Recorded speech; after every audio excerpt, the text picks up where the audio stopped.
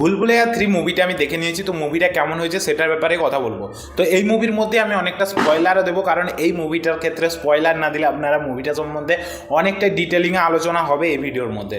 তো চলো ভিডিওটা শুরু করা যাক।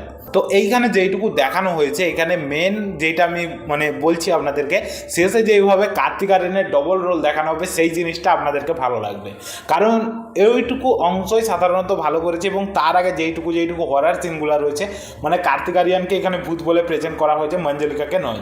তো সেই জিনিসটা যে কী স্টোরি কাজটা সেইটা দেখানো হয়েছে 200 বছর আগের ঘটনা। তো মুভিটা একটা টোটালিভাবে যদি আমি বলি ভালো হয়নি।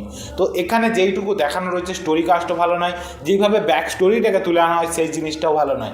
এবং তারপর যদি আমি বলি প্রেজেন্টেশনও খুব একটা ভালো লাগেনি, কিন্তু কার্তিক আরিয়ানের পারফরমেন্স ভালো লেগেছে। এবং তার সঙ্গে যদি বলা যায় অন্য কারো কাজ সেইভাবে পছন্দ আমার হয়নি। এবং যেইটুকু কমেডি পোর্শন তুলে আনা হয়েছে সেইভাবে মানুষকে হাসাতেও পারেনি আর আমাকেও হাসাতে পারেনি, কারণ কমেডি পোর্শনগুলোর মধ্যে একদমই জোর নেই। আপনারা যদি মুভিটা দেখেন এর সামান্যটুকুও হাসবেন না আপনারা মুভিটা, কিন্তু অনেক লোক এমন আছে যারা কি এর মধ্যেও হাসি খুঁজে বার করে নেয়। ট্রেলারে যেভাবে দেখানো হয়েছিল, কি যেভাবে অঙ্গর অ্যাকসেপ্টকে দেখানো হয়েছে কি ওকে ঠেলে নিয়ে আসছে রাজা, সেই জিনিসটাও ভালো লাগেনি, কারণ সেই জিনিসটাও ঠিকঠাক মতোভাবে প্রেজেন্ট করতে পারেনি। জাস্ট ট্রেলারের মধ্যে যেইটুকু দেখানো হয়েছিল ওর মধ্যেও মানুষকে হাসি আসেনি, যেইটুকু সাধারণত ট্রেলারটাও খুব একটা যে ভালো হয়েছিল সেটা নয়। আর এই জিনিসটার মুভির মধ্যেও ঠিক মতোভাবে হাসাতে পারেনি। তো মুভিটা সাধারণত টোটালিভাবে যদি বলা যায় একটা ঠিকঠাক মুভি আমি বলবো, অ্যাভারেজ টাইপের মুভি। আপনারা যদি মুভি দেখতে চাইছেন তো যে দেখতে পারেন, কারণ খুব একটা ভালো এটা নয়। কারণ যদি ভুলভুলাইয়া 2 এই জায়গায় হয় তো ভুলভুলাইয়া 3 পার্টটা একদমই খুঁজে পাওয়া যাবে না, কারণ সেইভাবে পছন্দই হয়নি মুভিটা। এতটাই খারাপ মুভি আমাকে লেগেছে।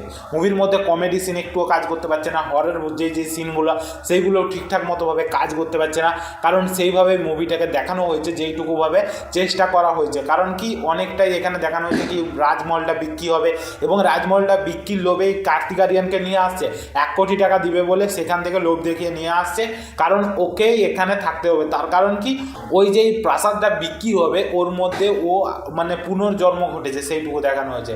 তো টোটালিভাবে আমাকে ভালো লাগেনি। আপনারাও চাইলে যে দেখতে পারেন মুভিটা। আর আমার ভিডিওটা আপনাদের কেমন লাগলো সেটাও কমেন্টে অবশ্যই বলুন। আর যদি এই ভিডিওটা পছন্দ হয় অবশ্যই একটা লাইক করে দিন, চ্যানেল নতুন হয়ে থাকলে সাবস্ক্রাইব করে দিন। আজকের জন্য এতটুকু, ভিডিওটা দেখার জন্য ধন্যবাদ।